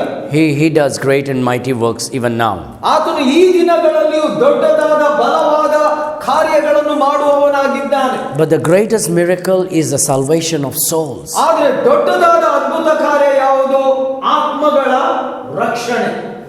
And so we must make sure that we are preaching the true gospel. ಆದ ಕಾರಣ ನಾವು ಇದನ್ನು ಖಂಡಿತವಾಗಿ ನೋಡಿಕೊಳ್ಳಬೇಕೇನೆಂದರೆ, ನಾವು ಸುವಾರ್ತೆಯನ್ನು ಸಾರುವಾಗ ಒಂದು ಸತ್ಯವಾದ ಸರಿಯಾದ ಸುವಾರ್ತೆಯನ್ನು ಸಾರಬೇಕಾಗಿದೆ. So when you preach the gospel, ಆದ ಕಾರಣ ನೀವು ಸುವಾರ್ತೆಯನ್ನು ಸಾರಿದಾಗ, this is the most important thing that you need to present Jesus as. ಆ ಸುವಾರ್ತೆಯಲ್ಲಿ ಯೇಸು ಆತನೇ ಒಬ್ಬನೇ ನಿಜವಾದ ದೇವರೆಂದು ಪ್ರಸ್ತುತಪಡಿಸುವುದು ಅದು ಬಹಳ ಬಹಳ ಪ್ರಾಮುಖ್ಯವಾಗಿದೆ. Do you think Hindus are against Jesus? ಹಿಂದೂಗಳು ಯೇಸುವಿಗೆ ವಿರೋಧವಾಗಿದ್ದಾರಂತ ನೀವು ಆಲೋಚನೆ ಮಾಡ್ತೀರಾ? No. ಇಲ್ಲ. They love Jesus. ಅವರು ಯೇಸುವನ್ನು ಪ್ರೀತಿ ಮಾಡ್ತಾರೆ. They have no problem against Jesus. ಅವರಿಗೆ ಯೇಸುವಿಗೆ ವಿರುದ್ಧವಾಗಿ ಯಾವ ಸಮಸ್ಯೆ ಇಲ್ಲ. They love Jesus more than any other people. ಅವರು ಬೇರೆ ಇತರ ಜನರಿಗಿಂತ ಹೆಚ್ಚಾಗಿ ಯೇಸುವನ್ನು ಪ್ರೀತಿ ಮಾಡ್ತಾರೆ. And if you tell them, would you believe in Jesus? ಒಂದು ವೇಳೆ ನೀವು ಅವರ ಹತ್ರ ಕೇಳೋದಾದ್ರೆ, ನೀನು ಯೇಸುವಿನಲ್ಲಿ ನಂಬಿಕೆ ಇಡ್ತೀಯೋ ಎಂಬುದಾಗಿ ಕೇಳೋದಾದರೆ, and they would even say, yes, Jesus is my God also. ಅವರು ಹೇಳ್ತಾರೆ, ಯೇಸು ಕೂಡ ನನ್ನ ದೇವರಾಗಿದ್ದಾನೆ ಎಂದು ಹೇಳಬಹುದು. They have no problem with Jesus as one more God. ಹೌದು, ಯೇಸು ಮತ್ತೊಬ್ಬ ದೇವರಂತ ಹೇಳುವ ವಿಷಯದಲ್ಲಿ ಅವರಿಗೆ ಸಮಸ್ಯೆ ಏನೂ ಇಲ್ಲ. There's already 30 crore God they worship. ಅವರು ಈಗಾಗಲೇ 30 ಕೋಟಿ ದೇವರನ್ನು ಆರಾಧನೆ ಮಾಡ್ತಾ ಇದ್ದಾರೆ. So if you present Jesus as God to them, as one more God, ನಾವು ಅವರಿಗೆ ಮತ್ತೊಬ್ಬ ದೇವರೆಂದು ಪ್ರಸ್ತುತಪಡಿಸುವುದಾದರೆ, they say no problem, bring another one also. ಆಯ್ತು, ಚಿಂತೆಲ್ಲ ಮತ್ತೊಬ್ಬರನ್ನು ತಕೊಂಡು ಬಾ. So they'll say, you have more Jesus, more God, give us more. Hindu ಬಹಳ ಯೇಸು ಇದ್ದಾರಾ, ಬಹಳ ದೇವರುಗಳಿದ್ದಾರಾ, ತಕೊಂಡು ಬನ್ನಿ. They have no problem with Jesus. ಯೇಸುವಿನೊಂದಿಗೆ ಅವರಿಗೆ ಸಮಸ್ಯೆ ಇಲ್ಲ. But the moment you say Jesus is the only true God, ಹೌದು, ಯಾವ ಕ್ಷಣದಲ್ಲಿ ಯೇಸು ಒಬ್ಬನೇ ನಿಜವಾದ ದೇವರೆಂಬುದಾಗಿ ನೀವು ಹೇಳಿದ ಕ್ಷಣದಲ್ಲಿ, and all other gods are false, ಮತ್ತು ಇತರ ಎಲ್ಲರ ದೇವರುಗಳು ಸುಳ್ಳಾದದ್ದು ಎಂದು ಹೇಳಿದಾಗ, that's when the problem happens. ಆಗ ಸಮಸ್ಯೆ ಪ್ರಾರಂಭವಾಗುತ್ತದೆ. And that's when you know what you're saying is true. ಹೌದು, ಆಗ ಯಾವುದು ಸರಿ ಎಂಬುದಾಗಿ ನೀವು ತಿಳಿತೀರಿ. When people get angry when you present Jesus is God, ಯೇಸುವೇ ನಿಜವಾದ ದೇವರಂತ ಕೇಳಿದ ಕೂಡಲೇ ಜನರಿಗೆ ಕೋಪ ಬರ್ತದೆ. you will notice that people are getting convicted. ಆದರೂ ಆ ಸಮಯದಲ್ಲಿ ಅವರಿಗೆ ಮನವರಿಕೆ ಎಂಬುದು ಆಗುವುದನ್ನು ನೀವು ಗಮನಿಸುತ್ತೀರಿ. People have no problem with Jesus being the Son of God. ಯೇಸು ದೇವರ ಮಗನಾಗಿದ್ದಾನೆಂದು ಹೇಳುವುದಕ್ಕೆ ನಿಮಗೆ ಸಮಸ್ಯೆ ಇಲ್ಲ. They have no problem Jesus being the Savior. ಹೌದು, ಯೇಸು ರಕ್ಷಕನಾಗಿ ಇದ್ದಾನಂತ ಹೇಳುವುದರಲ್ಲಿ ನಿಮಗೆ ಸಮಸ್ಯೆ ಇರುವುದಿಲ್ಲ. But when you present Jesus as the only true God, ಆದರೆ ಯೇಸು ಒಬ್ಬನೇ ನಿಜವಾದ ಸತ್ಯ ದೇವರೆಂದು ನೀವು ಪ್ರಸ್ತುತಪಡಿಸುವಾಗ, that's when the decision takes place. ಆಗ ಆ ಒಂದು ನಿರ್ಣಯ ಅದು ಅಲ್ಲಿ ನಡೆಸಲ್ಪಡ್ತದೆ. And we have to be careful and present Jesus as the true God. ಹೌದು, ನಮ್ಮ ಸುವಾರ್ತೆಯಲ್ಲಿ ಯೇಸು ಒಬ್ಬನೇ ನಿಜ ದೇವರೆಂದು ಪ್ರಸ್ತುತಪಡಿಸುವ ವಿಷಯದಲ್ಲಿ ನಾವು ಬಹಳ ಜಾಗರೂಕರಾಗಿರಬೇಕು. So the Lord Jesus sends us and gave this great commission. ಆದ ಕಾರಣ ಕರ್ತನಾದ ಕ್ರಿಸ್ತ ಯೇಸು ಈ ಮಹಾ ಆದೇಶದಲ್ಲಿ ತನ್ನ ಜನರನ್ನು ಕಳುಹಿಸುತ್ತಾ ಇದ್ದಾನೆ. I think I can just keep going for months now if I just stick with one verse. ನಾನು ಬರೇ ಈ ಒಂದು ವಚನವನ್ನು ತಕೊಳ್ಳುವುದಾದ್ರೆ ಈ ವಚನದ ಆಧಾರದಿಂದ ತಿಂಗಳುಗಟ್ಟಲೆ ನಾನು ಹೋಗಬಹುದಾಗಿದೆ. But let's go from where we started. ಆದರೆ ನಾವು ಎಲ್ಲಿಂದ ಪ್ರಾರಂಭಿಸಿದೆವೋ ಅಲ್ಲಿಂದ ಮುಂದುವರಿಯುವ. Matthew chapter 28 verse 19, 18, 19, 20. ಮತ್ತಾಯ 28, 18, 19, 20. And Jesus came and spoke unto them, saying, all power is given unto me in heaven and in earth. ಮತ್ತು ಯೇಸು ಬಂದು ಅವರೊಂದಿಗೆ ಮಾತನಾಡಿ, ಸ್ವರ್ಗದಲ್ಲಿಯೂ ಭೂಲೋಕದಲ್ಲಿಯೂ ಎಲ್ಲಾ ಅಧಿಕಾರ ನನಗೆ ಕೊಡಲ್ಪಟ್ಟಿದೆ. So Jesus has all power in heaven and all power in earth. ಯೇಸುವಿಗೆ ಸ್ವರ್ಗದಲ್ಲಿಯೂ ಭೂಲೋಕದಲ್ಲಿಯೂ ಎಲ್ಲಾ ಅಧಿಕಾರ ಇರುವಂತದ್ದಾಗಿದೆ. Did you know that if you believe these words, it will transform your life? ನೋಡಿ, ನೀವು ಈ ವಚನವನ್ನು ನಿಜವಾಗಿ ನಂಬುವುದಾದರೆ ಈ ವಚನ ನಿಮ್ಮ ಜೀವಿತವನ್ನು ಬದಲಾಯಿಸುತ್ತದೆ ಎಂದು ನೀವು ತಿಳಿದಿದ್ದೀರೋ? Do you know why fear is within us? ನೋಡಿ, ಯಾಕೆ ನಮ್ಮೊಳಗೆ ಈ ಒಂದು ಭಯ ಇದೆ ಎಂದು ಗೊತ್ತದೆಯೋ? Because of two reasons. ಎರಡು ಕಾರಣದ ನಿಮಿತ್ತ. One is because we are not believing what it says. ಮೊದಲನೇದಾಗಿ ಆ ವಚನ ಏನು ಹೇಳ್ತದೆ ಅದನ್ನು ನಾವು ನಂಬುವುದಿಲ್ಲ. Secondly, we are not obeying what it says. ಎರಡನೇದಾಗಿ ಅದು ಏನು ಹೇಳ್ತದೋ ಅದಕ್ಕೆ ನಾವು ವಿಧೇಯರಾಗುತ್ತಿಲ್ಲ. We are not believing what it says and we are not obeying what it says. ಅದು ಏನು ಹೇಳ್ತದೆ ಅದರ ಮೇಲೆ ನಾವು ಪೂರ್ಣವಾಗಿ ವಿಶ್ವಾಸವಿಡಲಿಲ್ಲ. ಎರಡನೇ ಕಾರಣ ಏನಂದ್ರೆ ಅದು ಏನು ಹೇಳ್ತದೋ ಅದಕ್ಕೆ ನಮ್ಮನ್ನು ಒಪ್ಪಿಸಿಕೊಡುವುದಿಲ್ಲ ಅಥವಾ ಅದಕ್ಕೆ ನಾವು ವಿಧೇಯರಾಗುವುದಿಲ್ಲ. Now believing has two forms. ನೋಡಿ, ಈ ವಿಶ್ವಾಸವಿಡುವುದು ಅಥವಾ ನಂಬಿಕೆ ಇಡುವುದಕ್ಕೆ ಎರಡು ವಿಧವಾದ ವಿಧ. If I ask any Christian, do you believe verse number 18? ನಾನು ಯಾವುದೇ ಕ್ರೈಸ್ತನನ್ನು ವಚನ 18 ನೀನು ನಂಬುತ್ತೀಯೋ ಅಂತ ಕೇಳುವುದಾದರೆ, and everybody say yes, we believe in verse number 18. ಹೌದು, ನಾವು ಅದನ್ನು ನಂಬುತ್ತೇವೆ. That's one form of belief. ಅದು ನಂಬಿಕೆಯ ಅಥವಾ ವಿಶ್ವಾಸದ ಒಂದು ಭಾಗ. The second form of belief, ಎರಡನೇ ವಿಧ ಯಾವುದಂದರೆ, yes, I believe it and that's why I'm obeying it. ಎರಡನೇ ವಿಧ ಏನಂದ್ರೆ, ಹೌದು ನಾನು ಅದನ್ನು ನಂಬುತ್ತೇನೆ, ಅದರ ನಿಮಿತ್ತ ನಾನು ವಿಧೇಯನಾಗಿದ್ದೇನೆ. So the fear is within us because we believe but we don't obey. ಹೌದು, ನಮ್ಮೊಳಗೆ ಆ ಭಯ ಯಾಕೆ ಇದೆ ಅಂದ್ರೆ ನಾವು ಅದನ್ನು ನಂಬುತ್ತೇವೆ ಅಂತ ಹೇಳ್ತಾ ಇದ್ದೇವೆ, ಆದ್ರೆ ಅದಕ್ಕೆ ನಾವು ಏನಾಗ್ತಾ ಇಲ್ಲ, ವಿಧೇಯರಾಗುತ್ತಾ ಇಲ್ಲ. If you will believe that God has all the power both in heaven and in earth, ಹೌದು, ಯೇಸುವಿಗೆ ಅಥವಾ ದೇವರಿಗೆ ಸ್ವರ್ಗದಲ್ಲಿಯೂ ಭೂಲೋಕದಲ್ಲಿಯೂ ಎಲ್ಲಾ ಅಧಿಕಾರ ಅದೇ ಅಂತ ನೀನು ನಂಬಿಕೆ ಇಡುವುದಾದರೆ, and for that reason if you go out and evangelize, ಆ ಕಾರಣಕ್ಕಾಗಿ ನೀನು ಹೊರಗೆ ಹೋಗಿ ಸುವಾರ್ತೀಕರಣ ಮಾಡುತ್ತಿ, you will realize, man, that's true. Jesus is with me. He has all the power. Look, he's taking care of it. ಹೌದು, ನೀನು ಆಗ ಮನಗಾಣುತ್ತಿ ಏನಂದ್ರೆ, ಹೌದು, ಯೇಸುವಿಗೆ ಎಲ್ಲ ಅಧಿಕಾರವದೆ, ಆತನು ಪ್ರತಿಯೊಂದರ ವಿಷಯವನ್ನು ನೋಡಿಕೊಳ್ಳುವನಾಗಿದ್ದಾನೆ, ಆತನು ನನ್ನೊಂದಿಗಿದ್ದು ತನ್ನ ಕಾರ್ಯವನ್ನು ಮಾಡುತ್ತಾ ಇದ್ದಾನೆ. All power is given unto me in heaven and in earth. ಸ್ವರ್ಗದಲ್ಲಿಯೂ ಭೂಲೋಕದಲ್ಲಿಯೂ ಎಲ್ಲಾ ಅಧಿಕಾರ ನನಗೆ ಕೊಡಲ್ಪಟ್ಟಿದೆ. Which means if you will obey God's word and go out and evangelize, ನೀನು ದೇವರ ವಾಕ್ಯಕ್ಕೆ ವಿಧೇಯನಾಗಿ ನೀನು ಎಲ್ಲಾ ಕಡೆಗೆ ಹೋಗಿ ಸುವಾರ್ತೀಕರಣ the ಮಾಡುವುದಾದರೆ Lord will take care of you. ಆಗ ಕರ್ತನು ನಿಮ್ಮ ಕಾಳಜಿ ವಹಿಸುತ್ತಾನೆ. And you have nothing to worry about them. ನಿನಗೆ ಯಾವ ವಿಷಯದಲ್ಲಿ ಚಿಂತೆ ಮಾಡುವ ಅವಶ್ಯಕತೆ ಆಗ ಇರುವುದಿಲ್ಲ. Now the first thing God says is go. ಮೊದಲನೇದಾಗಿ ದೇವರು ಮೊದಲನೇದಾಗಿ ಹೇಳುವುದೇನೆಂದ್ರೆ ಹೋಗು. Go. ಹೋಗು. And we all need to go. ನಾವೆಲ್ಲರೂ ಹೋಗಬೇಕಾಗಿದೆ. Go out into the world. ನೀವು ಲೋಕದೊಳಗೆ ಹೋಗಬೇಕಾಗಿದೆ. Evangelism begins with going for Christ. ನೋಡಿ, ಸುವಾರ್ತೀಕರಣವು ಕ್ರಿಸ್ತನಿಗಾಗಿ ಹೋಗುವುದರ ಮೂಲಕ ಪ್ರಾರಂಭವಾಗುತ್ತದೆ. Now going is not for your neighbor. ನೋಡಿ, ನಿಮ್ಮ ನೆರೆಯವನಿಗಾಗಿ ನೀವು ಹೋಗುವಂತದ್ದಲ್ಲ. Going is for you. ಅದು ನಿನಗಾಗಿ. The Bible says go ye. ನೀನು ಹೋಗು. It's not saying go tell your neighbor to go. ನಿನ್ನ ನೆರೆಯವನಿಗೆ ಹೋಗು ಅಂತ ಹೇಳುವುದಲ್ಲ. So God is telling us me to go. ಆತನು ನನಗೆ ಹೇಳ್ತಿದ್ದಾನೆ, ನೀನು ಹೋಗು. Now for these you don't have to have a Bible college degree. ನೋಡಿ, ಇದಕ್ಕೆ ನಿನಗೆ ಬೈಬಲ್ ಕಾಲೇಜಿನ ಪದವಿಯ ಅವಶ್ಯಕತೆ ಇಲ್ಲ. For these you don't have to be man only. ನೀವು ಪುರುಷರು ಮಾತ್ರ ಆಗಿರಬೇಕಾಗಿ ಏನೂ ಇಲ್ಲ. To present the gospel to the lost, ಆ ಒಂದು ರಕ್ಷಣೆ ಹೊಂದದವರಿಗೆ ಸುವಾರ್ತೆಯನ್ನು ಕೊಡಬೇಕಾದರೆ you can be a man or you can be a woman. ನೀನೊಬ್ಬ ಪುರುಷನಾಗಿರಬಹುದು ಅಥವಾ ಒಬ್ಬ ಸ್ತ್ರೀ ಆಗಿರಬಹುದು. So going and telling people does not have a qualification of gender. ಹೋಗಿ ಜನರಿಗೆ ಹೇಳುವುದಕ್ಕಾಗಿ ಲಿಂಗದ ಅಥವಾ ಜನರ ಯಾವ ಭೇದಗಳು ಇಲ್ಲ. All Christians should go. ಎಲ್ಲ ಕ್ರೈಸ್ತರು ಹೋಗಲೇಬೇಕು. And we all need to in one way or the other present the gospel to the world. ಹೌದು, ನಾವು ಒಂದು ವಿಧದಲ್ಲಿ ಅಥವಾ ಮತ್ತೊಂದು ವಿಧದಲ್ಲಿ ಲೋಕಕ್ಕೆ ಸುವಾರ್ತೆಯನ್ನು ಪ್ರಸ್ತುತಪಡಿಸಬೇಕಾಗಿದೆ. And so whether it's a woman, whether it's a man, all Christians should go and share the gospel.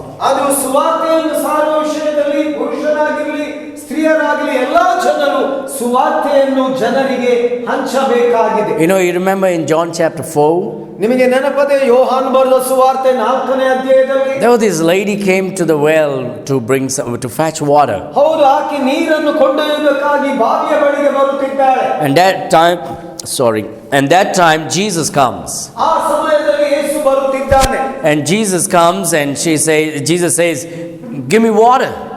ಯೇಸು ಅಲ್ಲಿಗೆ ಬಂದಾಗ ಯೇಸು ಆಕೆಯನ್ನು ಕೇಳ್ತಿದ್ದಾನೆ, ನನಗೆ ನೀರು ಕೊಡು. And we know what happened over there. ಅಲ್ಲಿ ಏನು ನಡೆದದೆ ನಮಗೆ ಗೊತ್ತದೆ. And she says, "You're a Jew, if you know, why would you ask me for water?" ಆಕೆ ಹೇಳ್ತಿದ್ದಾನೆ, ನೀನು ಯಹೂದ್ಯನು, ನಾನು ಯಾರಂತ ತಿಳಿದಿದ್ರೆ ನೀನು ಈ ವಿಷಯವನ್ನು ತಿಳಿಯುತ್ತಾ ಇದ್ದೆ. Jesus says, "If you knew me, then you would ask me for that water." ಅದೇ ಸಮಯದಲ್ಲಿ ಯೇಸು ಹೇಳ್ತಾನೆ, ನೀನು ನನ್ನನ್ನು ತಿಳಿದಿದ್ದರೆ ಅಂಥ ವಿಧವನ್ನು ನೀರನ್ನು ನನ್ನಿಂದ ಕೇಳುತ್ತಿದ್ದೀಯ. I can imagine with my eyes closed, she's laughing at Jesus. ಹೌದು, ಒಂದು ವೇಳೆ ನಾನು ಇದನ್ನು ಈ ರೀತಿಯ ಮಾತುಕತೆಗಳು ನೋಡುವ ನನ್ನ ಕಣ್ಣು ಮುಚ್ಚಿ ನಾನು ಹೀಗೆ ಊಹಿಸಬಹುದು, ಆಕೆ ಯೇಸುವಿನ ಕಡೆಗೆ ನಗುತ್ತಾ ಇದ್ದಿರಬಹುದು. She laughs and says, "You don't have a pot or a bucket, and how can you give me water?" ಆಕೆ ಒಂದು ವೇಳೆ ನಗುತ್ತಾ ತನ್ನೊಳಗೆ ಹೇಳಿರಬಹುದು, ನಿನ್ನಲ್ಲಿ ಯಾವ ಕೊಡಪಾನಗಳು ಪಾತ್ರೆಗಳು ಇಲ್ಲ, ನೀನು ಹೇಗೆ ನನಗೆ ಆ ನೀರನ್ನು ಕೊಡುತ್ತಿ? And the Lord Jesus presents who he is. He's the living water. ಅಲ್ಲಿ ಯೇಸು ತಾನು ಯಾರಾಗಿದ್ದಾನೆ ಎಂಬುದಾಗಿ ಆಕೆಗೆ ಪ್ರಸ್ತುತಪಡಿಸ್ತಾ ಇದ್ದಾನೆ. ಆತನೇ ಜೀವಕರವಾದ ನೀರು ಎಂಬುದಾಗಿ. You know what this lady does? ಆಗ ಈ ಸ್ತ್ರೀ ಮಾಡಿದ್ದೇನು ಗೊತ್ತುಂಟು? She believes in the Lord Jesus. ಆಕೆ ಕರ್ತನಾದ ಯೇಸುವಿನ ಮೇಲೆ ನಂಬಿಕೆ ಇಟ್ಟಾಗ She runs to her village, the city. ಹಳ್ಳಿಗೆ ಓಡಿ ಹೋಗುತ್ತಿದ್ದಾಳೆ. She tells everybody. ಆಕೆ ಎಲ್ಲರಿಗೂ ಹೋಗಿ ಹೇಳುತ್ತಿದ್ದಾಳೆ. And the Bible says the whole village came out to see him. Bible ಹೇಳ್ತದ, ಇಡೀ ಸಂಪೂರ್ಣ ಹಳ್ಳಿಯವರು ಆ ಯೇಸುವನ್ನು ಕಾಣುವುದಕ್ಕಾಗಿ ಬರುತ್ತಿದ್ದಾರೆ. And they say, "We believe in him not because of what you said, but because of what we heard." ಆಗ ಅವರು ಹೇಳುವುದೇನೆಂದ್ರೆ, ಇನ್ನು ನಾವು ಆತನ ಮೇಲೆ ನಂಬಿಕೆ ಇಡುವುದು ನಿನ್ನ ಮಾತಿನ ಮೇಲೆ ಅಲ್ಲ, ನಾವು ಆತನ ಬಾಯಿಂದಲೇ ಬಂದ ಮಾತನ್ನು ಕೇಳಿದ್ದಾರೆ. So the Lord Jesus used that lady to go and proclaim the gospel. ಹೌದು, ಆಕೆ ತನ್ನ ಹಳ್ಳಿಗೆ ಹೋಗಿ ಸುವಾರ್ತೆಯನ್ನು ಸಾರುವುದಕ್ಕಾಗಿ ಕರ್ತನಾದ ಯೇಸು ಆ ಸ್ತ್ರೀಯನ್ನು ಉಪಯೋಗಿಸಿದನು. Now, she was not a pastor. ಆಕೆ ಒಂದು ಸಭಾಪಾಲಕಿ ಆಗಿರಲಿಲ್ಲ. She was not preaching in the church. ಆಕೆ ಸಭೆಯಲ್ಲಿ ಬೋಧಿಸುವವಳಾಗಿರಲಿಲ್ಲ. This is an outside church setting. This is to the world. ಇದು ಸಭೆಗಿಂತ ಹೊರಗೆ ಇರುವಂತದ್ದು, ಇದು ಲೋಕ. She goes and tells about Jesus to the people and brings the whole village to Christ. ಆಕೆ ಹೋಗಿ ಯೇಸುವಿನ ವಿಷಯದಲ್ಲಿ ಹೇಳಿ ಆ ಜನರನ್ನು ಯೇಸುವಿನ ಬಳಿಗೆ ಕರೆತರುತ್ತಿದ್ದಾಳೆ. When Jesus rose again, ಯೇಸು ಮತ್ತೊಮ್ಮೆ ಎದ್ದಾಗ the first opportunity that was given was to the woman. ಅಲ್ಲಿ ಆ ಮೊದಲನೇ ಯೇಸು ಸತ್ತವಳಿಂದ ಎದ್ದು ಬಂದಾಗ ಮೊದಲ ಅವಕಾಶ ಅದು ಯಾರಿಗೆ ಕೊಡಲ್ಪಟ್ಟಿತು? ಸ್ತ್ರೀಗೆ. It was the woman that saw Jesus. ಯಾಕಂದ್ರೆ ಪುನರುತ್ಥಾನಗೊಂಡಂತ ಯೇಸುವನ್ನು ಮೊದಲಾಗಿ ಯಾರು ಕಂಡದ್ದು? ಒಬ್ಬ ಸ್ತ್ರೀ. And they run and they give the good news to Peter and Paul. Peter and John and to the apostles. ಆ ಸ್ತ್ರೀ ಏನ್ ಮಾಡ್ತಿದ್ದಾಳೆ? ಅದನ್ನು ಕಂಡ ಕೂಡಲೇ ಎದ್ದು ಹೋಗಿ ಅಪೊಸ್ತಲರಾದ ಪೇತ್ರ ಯೋಹಾನರಿಗೆ ಈ ವಿಷಯವನ್ನು ತಿಳಿಸುತ್ತಾ ಇದ್ದಾರೆ. And we see from there how the gospel spread it everywhere. ನೋಡಿ, ಅಲ್ಲಿಂದ ಈ ಸುವಾರ್ತೆ ಹೇಗೆ ಅದು ಪ್ರಸಾರಗೊಂಡಿತು ಎಂಬುದಾಗಿ ನಾವು ನೋಡುತ್ತೇವೆ. So who can preach? ಆದ ಕಾರಣ ಯಾರು ಸಾರಬಹುದಾಗಿದೆ? Who can present the gospel? ಯಾರು ಸುವಾರ್ತೆಯನ್ನು ಪ್ರಸ್ತುತಪಡಿಸಬಹುದಾಗಿದೆ? Every man, ಪ್ರತಿಯೊಬ್ಬ ಮನುಷ್ಯ, every woman, ಪ್ರತಿಯೊಂದು ಸ್ತ್ರೀ and every child. ಮತ್ತು ಪ್ರತಿಯೊಂದು ಮಗು ಕೂಡ. We all have to present the gospel. ನಾವೆಲ್ಲರೂ ಸುವಾರ್ತೆಯನ್ನು ಪ್ರಸ್ತುತಪಡಿಸಬೇಕಾಗಿದೆ. So God says, go ye. ಯೇಸು ದೇವರು ಹೇಳ್ತಿದ್ದಾನೆ, ನೀನು ಹೋಗು. So evangelism is about going to change the world. ಸುವಾರ್ತೀಕರಣ ಏನಂದ್ರೆ ಜಗತ್ತನ್ನು ಬದಲಾಯಿಸುವುದಕ್ಕಾಗಿ ನೀನು ಹೋಗಬೇಕಾಗಿದೆ. And then comes the teaching. ಆ ನಂತರ ಈ ಬೋಧನೆ ಬರುತ್ತದೆ. And then we understand who should teach. ಮತ್ತು ಯಾರು ಬೋಧಿಸಬೇಕೆಂಬುದಾಗಿ ನಾವು ಅರ್ಥೈಸಿಕೊಳ್ಳುತ್ತೇವೆ. Everybody can go. ಎಲ್ಲರೂ ಕೂಡ ಹೋಗಬಹುದಾಗಿದೆ. But not everybody can teach. ಆದರೆ ಎಲ್ಲರೂ ಬೋಧಿಸಲಿಕ್ಕೆ ಸಾಧ್ಯವಿಲ್ಲ. So when you go and preach the gospel, ನೀವು ಹೋಗಿ ಸುವಾರ್ತೆಯನ್ನು ಸಾರಿದಾಗ and people get saved, ಮತ್ತು ಜನರು ರಕ್ಷಣೆ ಹೊಂದುತ್ತಾರೆ, then it becomes the church setting. ನಂತರ ಅದೊಂದು ಸಭೆಯ ಒಂದು ವಾತಾವರಣ ಇರುತ್ತದೆ. Then we see the pastor teaches the word of God. ಆಮೇಲೆ ಅಲ್ಲಿರುವ ಸಭಾಪಾಲಕನು ದೇವರ ವಾಕ್ಯವನ್ನು ಬೋಧಿಸುತ್ತಾನೆ. The pastor and the deacons would baptize. ಹೌದು, ಸಭಾಪಾಲಕರು ಸಭಾ ಸಹಾಯಕರು ಆ ಜನರಿಗೆ ಬಾಪ್ತಿಸ್ಮ ಮಾಡಿಸುತ್ತಾರೆ. We understand in 1 Timothy and 2 Timothy, when the epistle was written to the church, that it doesn't allow women to usurp authority over the man. ನೋಡಿ, 1ನೇ Timothy ಅಥವಾ 2ನೇ ತಿಮೋಥಿಯಲ್ಲಿ ಏನಂದ್ರೆ ಈ ಒಂದು ಕಾರ್ಯಗಳನ್ನು ಮಾಡುವುದಕ್ಕಾಗಿ ಸ್ತ್ರೀಯರಿಗೆ ಈ ವಿಷಯದಲ್ಲಿ ಅಧಿಕಾರ ಕೊಡಲ್ಪಡಲಿಲ್ಲ. We don't see any woman baptizing people in the Bible. ಬೈಬಲ್ನಲ್ಲಿ ಯಾವ ಒಂದು ಸ್ತ್ರೀ ಜನರಿಗೆ ಬಾಪ್ತಿಸ್ಮ ಮಾಡಿಸಿದ್ದನ್ನು ನಾವು ನೋಡುವುದಿಲ್ಲ. It is a lot of rebellion happening in the world today. ಈ ದಿನದಲ್ಲಿ ಲೋಕದಲ್ಲಿ ಬಹಳ ಒಂದು ಎದುರು ಬೀಳುವಿಕೆ, ತಿರುಗಿ ಬೀಳುವಿಕೆ ನಡೆಯುತ್ತದೆ. Women's taking leadership in the church. ಸಭೆಗಳಲ್ಲಿ ಸ್ತ್ರೀಯರು ನಾಯಕತ್ವವನ್ನು ತೆಗೆದುಕೊಳ್ಳುತ್ತಿದ್ದಾರೆ. And man becoming weak and women becoming powerful. ಪುರುಷರು ಬಲಹೀನರಾಗುತ್ತಿದ್ದಾರೆ, ಸ್ತ್ರೀಯರು ಬಲಗೊಳ್ಳುತ್ತಲೇ ಹೋಗುತ್ತಿದ್ದಾರೆ. And because of that, the power of the gospel has been quenched. ಅದರ ನಿಮಿತ್ತ ಸುವಾರ್ತೆಯ ಬಲ ಅದು ಹಿಸುಕಲಾಗಿದೆ. So we all have to go and preach the gospel. ನಾವೆಲ್ಲರೂ ಹೊರಗೆ ಹೋಗಿ ಸುವಾರ್ತೆಯನ್ನು ಸಾರಬೇಕಾಗಿದೆ. We all have to share and present the gospel to the world. ನಾವು ಲೋಕಕ್ಕೆ ಹೋಗಿ ಪ್ರತಿ ಲೋಕದೊಂದಿಗೆ ಸುವಾರ್ತೆಯನ್ನು ನಾವು ಹಂಚಬೇಕಾಗಿದೆ, ಪ್ರಸ್ತುತಪಡಿಸಬೇಕಾಗಿದೆ. So Jesus says, go ye therefore and teach all nations, baptizing them in the name of the Father and of the Son and of the Holy Ghost. ಆದ್ದರಿಂದ ನೀವು ಹೋಗಿ ಎಲ್ಲಾ ಜನಾಂಗಗಳಿಗೆ ಬೋಧಿಸಿ ಅವರಿಗೆ ತಂದೆಯ, ಮಗನ ಮತ್ತು ಪರಿಶುದ್ಧಾತ್ಮನ ಹೆಸರಿನಲ್ಲಿ ಬಾಪ್ತಿಸ್ಮ ಮಾಡಿಸಿರಿ. Teaching them to observe all things whatsoever I have commanded you, and lo, I am with you always, even unto the end of the world. ಇದಲ್ಲದೆ ನಾನು ನಿಮಗೆ ಆಜ್ಞಾಪಿಸಿದ್ದೆಲ್ಲವನ್ನು ಕೈಕೊಳ್ಳುವ ಹಾಗೆ ಅವರಿಗೆ ಬೋಧಿಸಿರಿ, ಮತ್ತು ಇಗೋ ಲೋಕಾಂತ್ಯದವರೆಗೂ ಯಾವಾಗಲೂ ನಾನು ನಿಮ್ಮ ಸಂಗಡ ಇದ್ದೇನೆ ಅಂದನು. Amen. And so this is the greatest commission that Jesus gave to everybody. ಹೌದು, ಯೇಸು ಪ್ರತಿಯೊಬ್ಬರಿಗೆ ಕೊಟ್ಟಂತ ದೊಡ್ಡದಾದ ಆದೇಶ ಅಥವಾ ಆಜ್ಞೆ ಆಗಿದೆ. To go and preach the gospel. ಹೋಗಿ ಸುವಾರ್ತೆಯನ್ನು ಸಾರುವಂತದ್ದು. To teach all nations. ಎಲ್ಲಾ ಜನಾಂಗಗಳಿಗೆ ಬೋಧಿಸುವಂತದ್ದು. To baptize people. ಜನರನ್ನು ಬಾಪ್ತಿಸ್ಮಗೊಳಿಸುವಂತದ್ದು. And teaching them to observe everything that Jesus commanded you and me. ಹೌದು, ನನಗೆ ನಿಮಗೆ ಆಜ್ಞಾಪಿಸಿದ್ದೆಲ್ಲವನ್ನು ಅವರು ಕೈಕೊಳ್ಳುವ ಹಾಗೆ ಅವರಿಗೆ ಕಲಿಸುವಂತದ್ದು. So in this word go, ಆದ ಕಾರಣ ಈ ಹೋಗು ಎಂಬ ಈ ಪದ has a different types of going, ಇಲ್ಲಿ ಹೋಗುವಿಕೆಯಲ್ಲಿ ವಿಭಿನ್ನವಾದ ವಿಧಗಳು ಅದೇ, different types of preaching, ವಿಭಿನ್ನವಾದ ಸಾರುವಿಕೆಗಳು ಅದೇ, different types of evangelizing. ವಿಭಿನ್ನವಾದ ಸುವಾರ್ತೀಕರಣ ಅದೇ. So after this break, we are going to break every types and learn that. ನಾವು ಈ ವಿರಾಮದ ನಂತರ ಈ ವಿಭಿನ್ನವಾದ ಈ ಒಂದು ಹೋಗುವಿಕೆಗಳನ್ನು ನಾವು ವಿವಿಧ ವಿಧಗಳನ್ನು ನೋಡುತ್ತೇವೆ. You can take a break now. ಈಗ ನಾವು ಒಂದು ವಿರಾಮವನ್ನು ತಗೊಳ್ಳುವ. God bless you. ದೇವರು ನಿಮ್ಮನ್ನು ಆಶೀರ್ವದಿಸಲಿ.